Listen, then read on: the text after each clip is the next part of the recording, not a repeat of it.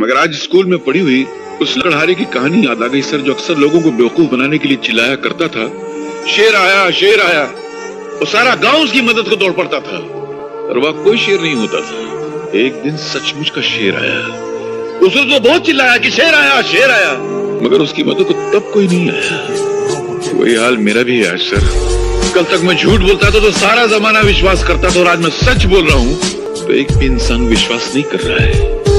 हालात शेर बनकर मुझे खा रहा है, मगर जमाना मेरी हालत पे मुस्कुरा रहा है। इस दुनिया में लाखों ऐसे बूढ़े हैं जो या तो अकेले हैं या बेमुरव्वत बेगैरत औलादों के बाप हैं, जो भूख से तड़प तड़प के मर जाते हैं, मगर उनके मुंह में पानी डालने वाला कोई नहीं होता है।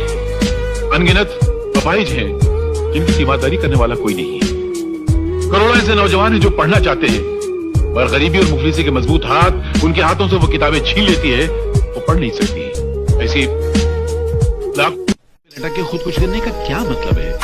अरे जिंदगी तो खुदा की नेमत है, जो नहीं समझा उसकी जिंदगी पे लानत है। अरे मुझे देखो, ये कैसी हालत है मेरी, न पेट में रोटी है न जेब में ढेला है, कपड़ों को देखो हर 4 इंच पे थेगला लगा हुआ है, फिर भी जी रहा हूँ। लानत है तुम्हारी जिंदगी पर। क्यों? अगर मेरा ऐसा फटा हाल होता तो मैं तो पैदा होते ही फांसी लगा लेता।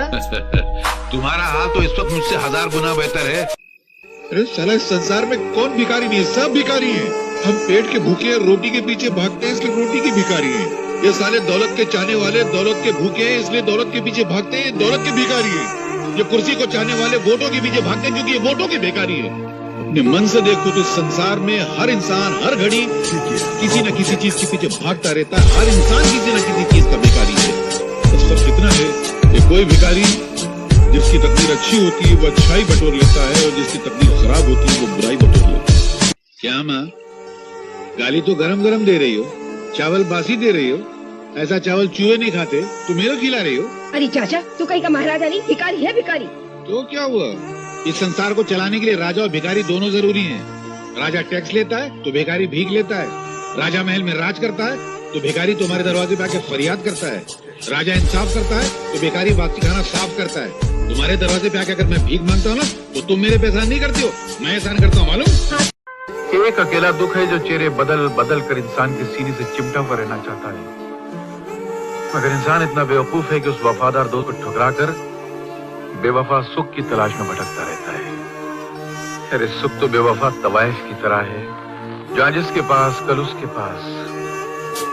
अगर इंसान दुख से दोस्ती कर ले तो फिर जिंदगी में कभी उसको सुख की तमन्ना ही नहीं रहेगी। तो मोहब्बत में मिटा जरूर है, मगर मोहब्बत के फलसफे को नहीं समझा तू।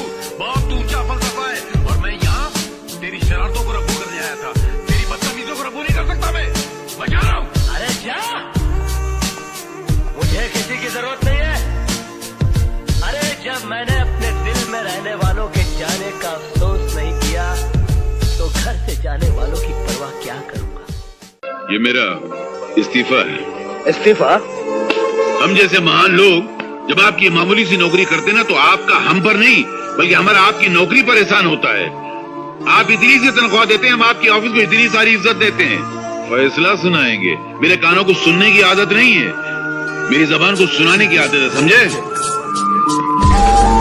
और एक बात और, आप मुझको नौकरी से अलग नहीं कर रहे हैं, बल्कि मैं आपको मालिक बनने से अलग कर रहा हूं।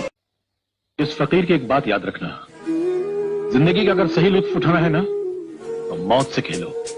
सुख में हंसते हो तो दुख में कह लगाओ, जिंदगी का अंदाज बदल जाएगा। बेटे, जिंदा है वो लोग जो मौत से टकराते हैं, मुर्दों से बदतर है वो लोग जो मौत से घबराते हैं। दुख को ठोकर मार, दुख को अपना।